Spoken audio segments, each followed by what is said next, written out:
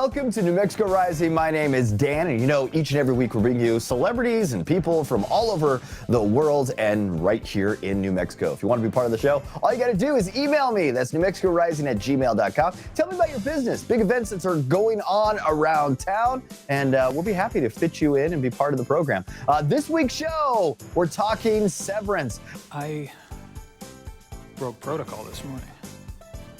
We have Tramell, Tillman, and yes, I'm going to re-air the segment we had last week with Adam Scott, so you'll get to hear from Adam Scott as well about Severance. And a little later in the show, we have Ovie Mughelli. Yes, the big game's coming up, and how are you going to prepare for your feast? He's got suggestions for us, plus the cast and crew of Fear, and Walter Hauser and his new TV series on Apple TV+. We'll talk about it all right here on New Mexico Rising.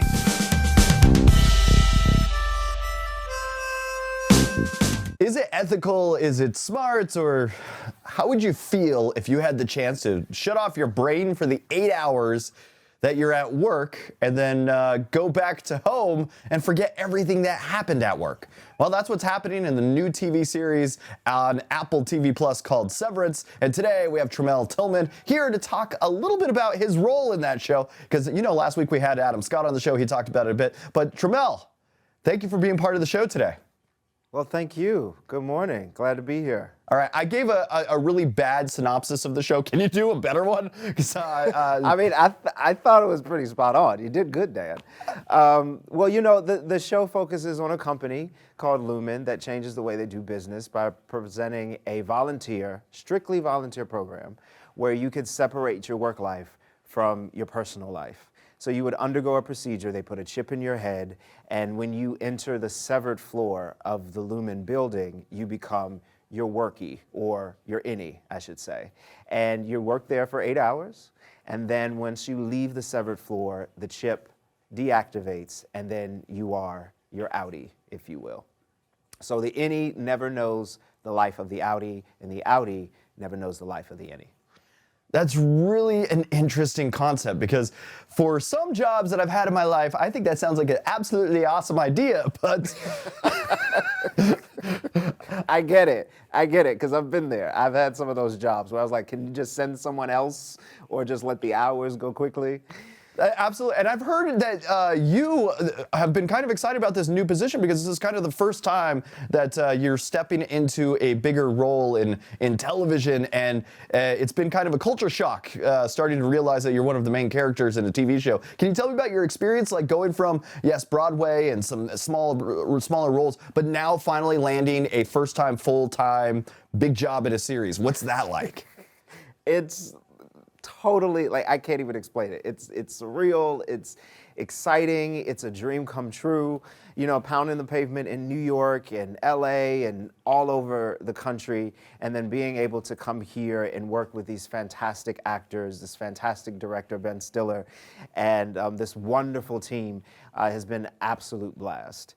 And, you know, my whole thing is, you know, make sure you honor it. You know, don't make the writer regret that, you know, you were part of this show. And so far, it's been an absolute joy to be able to craft this character and to see how many people have responded to Milchick viscerally, you know. Yeah, and actually, speaking of, working with Ben Stiller, I ran into him and Adam Scott a couple weeks ago over at the Critics' Choice Awards. Nice. The thing is what's it like working with Ben Stiller? Did you have like preconceived notion of it being more comedy, and then when you guys work on such a really intense but yet subtly comedic sci-fi thriller, how is that working with him? Well, I really thought that this set would be bananas, right? Because he does so many comedic productions, you know. But he's very sharp, he's very serious, he's very exacting, but also very collaborative as well. He's always asking us questions about the character. He wants us to be able to talk about the show with each other, to be able to find out what this world is. And, you know, our very first season, you know, we were shooting through the height of COVID and trying to figure out what is this show and what is the story, what's the tone, if you will. And so Dan Erickson, the show creator, our showrunner, Mark Friedman, and Ben have all been really instrumental for us to find that road in. So I'm really grateful that Ben has been, the leader at the helm, guiding us through all of this. And you guys were shooting through the height of COVID, and it doesn't really look like it, though some of the scenes are very sparse with people. How is it working through some of the protocols in that? Because some movies, you could tell, oh yeah, these two actors aren't even in the same room. This wasn't even shot on the same day. I don't even know if they're even standing on the same whatever. But yeah, how is it working on that? Well, it was really all hands on deck. Our health and safety team were really on the front lines, making sure that they established protocol so that we stayed safe. The network was following protocol as well. Our producers made sure that we were safe. We were, separated when we needed to be. We tested all the time. We really wanted to make sure that we weren't putting each other in danger. And there were times, because, when we were filming, this was before the vaccine came out. So we would walk around with masks, and there's still members of the crew. I have no idea what they look like because we still wear our masks on set. So this was a true exercise in trust and patience and communication. And I am in awe of what blossomed. Well, thank you, Tramell, for hanging out with me this morning. And definitely check out Severance. It's a show that I absolutely love. It's dark, it's creepy, it's funny, and it has a lot of cool sci-fi insight. So definitely check it out. It's available now on Apple TV+. Thank you for joining me, Tramell. Thank you. My pleasure. So sometimes you go to work each and every day. Wouldn't it be nice to just kind of forget everything that happens for at least the 8 hours that you're there and then go home and just kind of live your life? Well, that may not actually be a good thing. In the new TV series, Severance, it's all about that. And today we have Adam Scott with us to tell us about the new show that's available on Apple TV+. How are you, Adam? Good. How you doing, Dan? Doing fabulous. Hey, I actually ran into you this past Sunday over at the Critics' Choice Awards. Oh, great. I got this fabulous photo of me and Ben Stiller, and in the background, I get a shot of you kind of scowling at me, but I could tell. Oh, really? Yeah, it's really kind of funny, but the next photo I have is you laughing, so I think you kind of did it on purpose just to mess with us as you photobombed us. Maybe so, yeah. So, hey, I've checked out your new series. It's a great show. Can you tell us more about it? Yeah, it takes place in a world where there's a technology. You can get a chip inserted in your brain, so your work life and your home life are completely separate. You don't know what you do at work when you're out in the world, and then when you're at work, you have no idea who you are out in the world. So you have two separate lives that you live, and it kind of goes from there. And this big company, Lumen, that invented the technology and uses it on their workers, is where the show takes place. I'm absolutely captivated by the show already. It's just so eerie. Thanks. Yeah, no, it's so eerie. It's so weird. It has like dark moments and still kind of funny moments in it. Can you kind of tell us, like when working on the show, what are some of the things that you guys kind of work through to try to create that feeling and experience for us viewers at home? Yeah, I mean, starting a show from scratch is always challenging because you have to find the tone. You have to figure everything out as you're going, as you're making it.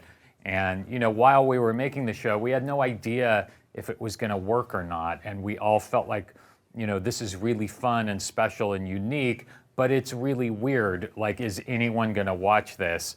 So the fact that it did connect when it came out and people are into it and critics really liked it, it's just all, we're all just so grateful and so happy that, that it's connected as much as it has.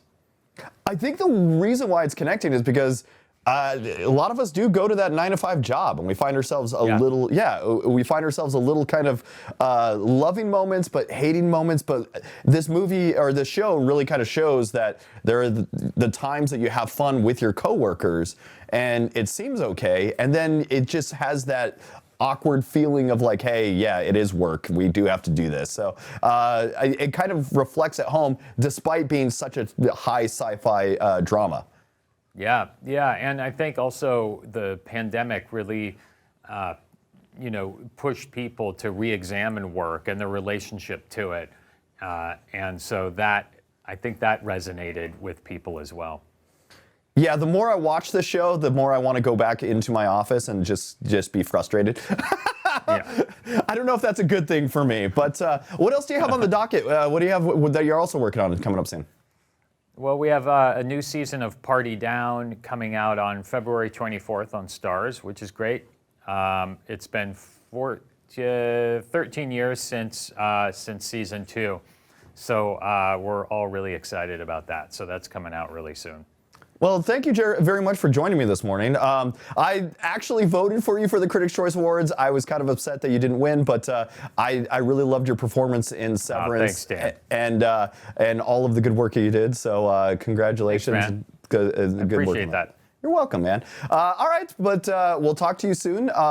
Check out Severance. It's available now on Apple TV+. Adam Scott, thank you for joining me this morning. Thanks, Dan. Coming up next, we have Ovie Mughelli. Yes, the big game's coming up. How do we prepare? He's got our answers. I had to keep on reinventing myself and find ways to innovate my game, my training, all that stuff. Yeah, he's from the NFL, so that makes it even better. Coming up a little later, nothing's more frightening than fear itself, but if we have the cast and crew here, they're kind of scared of their own set. No, stuff happened. Doors Talking would open doors by themselves, slamming, and you'd think lights like flickering. Right here on New Mexico Rising.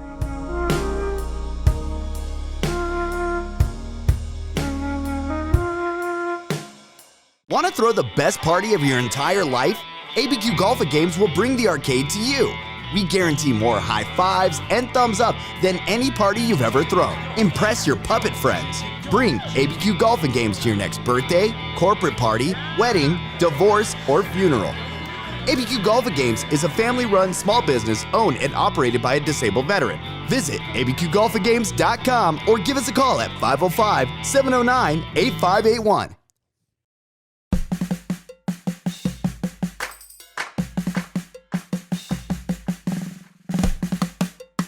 So the big game is coming, which means it's time to start prepping for a super watch party. And here to help is former All-Pro NFL fullback Ovie Mughelli with his favorite ideas for creating a memorable game day experience. Ovie is a former All-Pro fullback for the Atlanta Falcons and Baltimore Ravens and a former network TV football analyst. Welcome to the show, Ovie. Oh, man, it's good to be here, Dan. Thanks for having me. All right, what are some of the innovations for big game party planning? Well, you know what? Being NFL fullback for almost 10 years, like you mentioned, being All-Pro twice, I had to keep on reinventing myself and find ways to innovate my game, my training, all that stuff. You can't stay stagnant. Same thing with your tailgating party. You can't stay stagnant. You got to find new ways to always improve, and I'm here to help you do that. What's something new to wow our big game party guests? Well, you got to have something for everybody. For me, that's BioLife. I love BioLife because they're a dairy-free cheese alternative that is perfect for creating recipes everyone can enjoy. BioLife products offer a one-to-one swap in any dish and are plant-based, gluten-free, preservative-free, and non-GMO.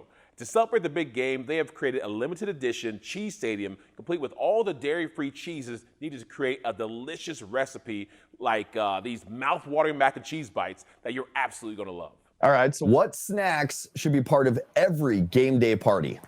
Well, you know, Ovie goes third person when I talk about snacks. Ovie loves snacks. If you want great snacks and amazing dips like chunky guac or avocado salsa or plant-based buffalo dip, you've got to go to Good Foods. Their dips are made with delicious, simple ingredients and are free of preservatives and artificial flavors for the best quality and taste. To stock up on game day, you can find Good Foods at national retailers like Target and Costco, grocery stores like Kroger and Publix, or you can just order online at goodfoods.com. Do you have any time-saving game day tips? Absolutely. You got to let the pros be the pros sometime. You know, sometimes you need something a little bit pre-made. And Carl's Jr. and Hardee's, they're pros at the pre-made. And I have them at my big game parties because they're known for their impossible-to-ignore flavors, their high-quality food innovations, and their craveable options like charboiled burgers to hand-breaded chicken lineup. These restaurants bring the big flavor to the big game. If you're looking to truly make your game day hosting easier, Carl's Jr. and Hardee's have got you covered. All right, please recommend some unique big game beverages for the menu. A lot of the good food out here, you got to have some good drink. I love lots of drinks out there, but none like Lipton Iced Tea. They're the official iced tea sponsor of Super Bowl 57. Lipton adds crisp and refreshing flavors combined with better-for-you ingredients, perfect to share at your game day party. Now, I love flavor-packed Lipton Green Tea, which has 100% of your daily dose of antioxidants and vitamin C, or you can try Lipton Immune Support with pineapple mango flavor. There's literally a bottle for everyone at your party. All right, for the big game, who are you rooting for? Go Eagles. All right, well, there you go. All right, where can we go for more information? For more information, go to tipsontv.com. All right, thanks for joining us, Ovie. Yes, sir. Sometimes the things that you gotta fear is what's going on in your own head. And this week I got Deon Taylor, T.I. Harris, and Joseph Sikora about their new movie, Fear, that's in theaters right now. So, hey guys, how you doing this morning? Man, Hey. we're doing great, man. Thank you for having us. Amazing. All right, so this movie is all about fear, and it's about an airborne sickness that's going around. How much did you guys pull from COVID and all of that to get this movie to like really resonate with people? Well, the movie is, you think the movie is about airborne disease flying around the air, but it might not be about that. We shot this movie during the pandemic. It's one of the first movies ever made during that time. And we did something really, really cool, man. We wanted to make a horror movie that actually had commentary to it. We wanted to make a horror movie that was elevated, something that could speak to the subconscious of people that are going to see it. And we were able to have T.I., Joseph Sikora, and the rest of the cast, King Batch, Terrence J., Annie Alonzo, and just a group of beautiful people show up at a place, live in a bubble for about 15, 16 days, and do something very unique and different for the horror space. The movie is fun, it's exciting, it's scary, but more importantly, what we love about the movie right now is it'll make you think and have a conversation when it's over, because there's nothing more important or scarier on earth than the human mind. And this movie deals with just that, the human mind. So when coming up with this film, just like seeking into the human mind and some of the fears that go along with it, like how did you guys go about like trying to pull that and portray that on screen? Oh, there was no need to portray anything that wasn't present. You know what I mean? The fear was there. You know, the lodge that you've seen us film in, that he speaks so fondly of, say we just had the pleasure of being there together for a collection of days. He didn't tell you it was haunted with ghosts and spirits. He did not say anything about that. In real life. Yeah, real life. You know what I'm saying? It's built on bodies. You see what I'm saying? So, and he just managed to leave that out of the pitch. You know what I'm saying? He told us everything but that. Then he get us there, close us in rooms by himself, and film our reaction and laugh behind the camera. So if y'all enjoy that, the idea of that, I think you should go, man, and watch this film because, don't let Deon's lies be in vain. When you guys are on screen trying to scare the hell out of each other, like how much fun is it off screen, behind the scenes? I hear that horror movies are usually some of the most fun movies, best laughs that you ever make while making a movie. Yeah, no, it was hilarious when Idol Goldberg was actually slamming his head on the porcelain sink. We were laughing. No, we weren't. No, we weren't. We were very afraid for that. We did have a good time, and I think that was captured on film. But the real fear that was existing in the country at the time, I think, was also captured on film. There was so much unknown. There were no CDC guidelines in place at that time. So we were really on the cusp. Deon and Roxanne, they made up the protocol that has now been followed subsequently in the last few years, and we didn't know what was going on. There was a true fear of with the COVID at the height of what is COVID and do we get it? Because if we got one positive case, this film would not exist. You wouldn't have been able to go see it. So we had to be very tight-knit, very close, very familial. But that's captured on film. But also the fear, that real fear is captured on film too. And Tip is right, that lodge was haunted and they should have told us. Unequivocally. What do you mean the spot was haunted? What'd you guys see or do? No, What do you mean? no, stuff happened.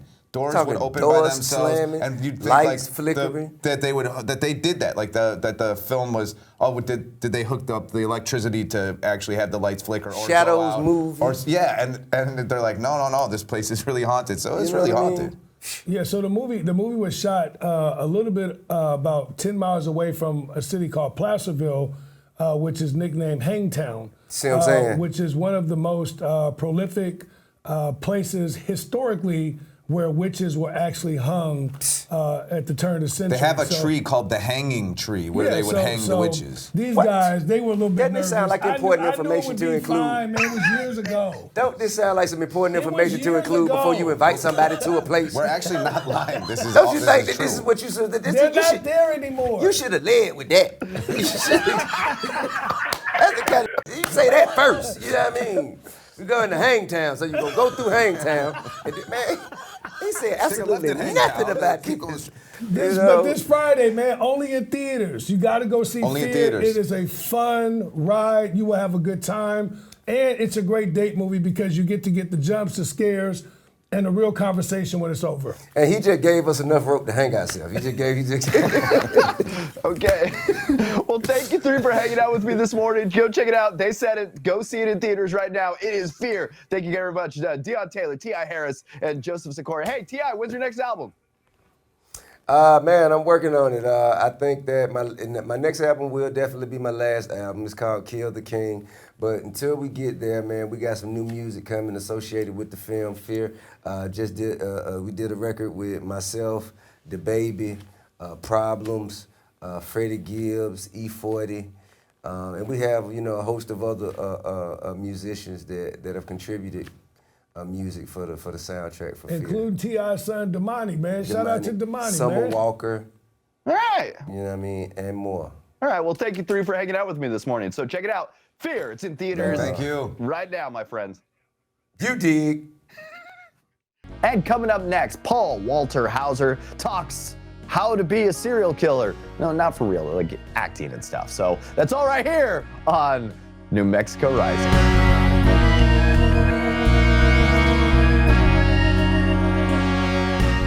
Do you want to have the best time of your entire life? ABQ Golf and Games is here for you. We guarantee more high fives and thumbs up than any other arcade you've ever been to. Impress your puppet friends. At Wantabode, just north of Lomas. Pay to get in and play all day. No cards to refill, coins needed, or hidden charges. You can even book ABQ Golf and Games for your next birthday, corporate party, wedding, divorce, or funeral. We'll bring the arcade to you.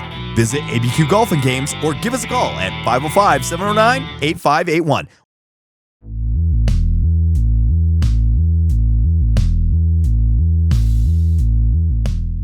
Getting into the mind of a serial killer would be a very difficult job to do, especially when you actually have to play a serial killer for a new TV series on Apple TV+.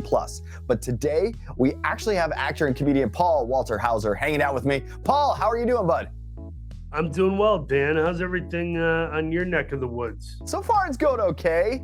And that's what I got today. At least I'm not going to jail for 10 years and have to hang out with a serial killer to try to get out of jail a little easier. So I guess that's what's going on? Yeah, you're right.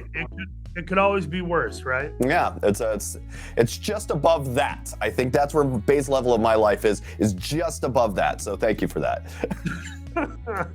Yeah, you got a new series on Apple TV Plus. It's called Blackbird, and you're playing a serial killer, and it's based on some true events. This sounds insane, but you're the master of playing really tough characters in true events. What's going on here on this one? This one is, Blackbird is about, it's based on a true story. Of course, this guy, Jimmy Keene, got locked up for 10 years for weapons charges and drugs and all these things.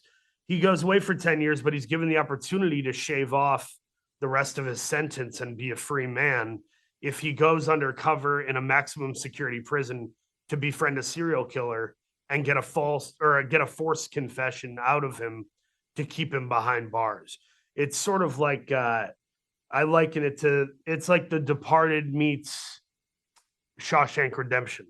That's kind of the vibe of the show with the serial killer element of Silence of the Lambs. I'm really proud of how the show turned out. And I think, you get to see Taryn and I kind of go at it for 6 episodes. And it's fun to see that cat and mouse game, I think. And you've played some really notorious characters like Richard Jewell, and you're busting caps in I, Tonya. How did you get into the mind of people like this? You know what? I think I just look like some of those guys. I don't, they're not going to go to Ryan Gosling for some of these psycho, unhealthy character dudes. So they come to me. But the way I get in the mindset is just being really, really specific. Great acting for me, I've always judged it by specificity and commitment and a lack of vanity. Because who wants to be seen as ugly or deplorable or scary by the masses? But there's something really honest about it, because there are really disgusting, horrible people that are doing so covertly, and they live in plain sight pretending to be good people.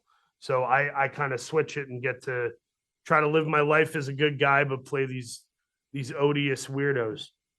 Well, you do a great job at it. You always have like this some weird, subtle, like under the surface comic timing that not a lot of actors can really hit. So that's something that I really, really commend for you. You do an excellent job of this.